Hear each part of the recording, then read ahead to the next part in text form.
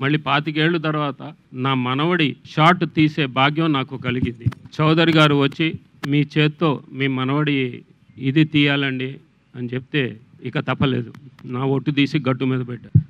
మా నాన్నగారు నందమూరి తారక రామారావు గారు, ఆయనకి ఇష్టమైన మనవడు ముని మనవడు మా జానకిరామ్. ఎందుకంటే మా జానకిరామ్ 3వ తరానికి అందరికంటే పెద్ద మనవడు.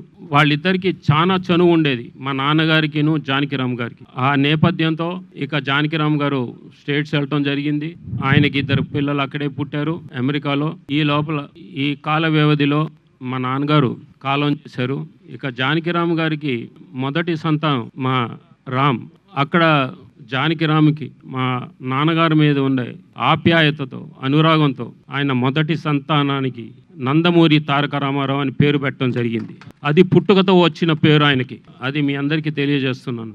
డైరెక్టర్ వైవిఎస్ చౌదరి గారు ఆయన్ని చూడటం జరిగింది. ఆయన మీద సదాభిప్రాయం కలిగి ఆయనతో సినిమా తీయాలని ముందడుగు వేశారు ఆయన. దాని ఫలితమే ఇప్పుడు ఈ ఎన్టీఆర్ న్యూ టాలెంట్ రోర్స్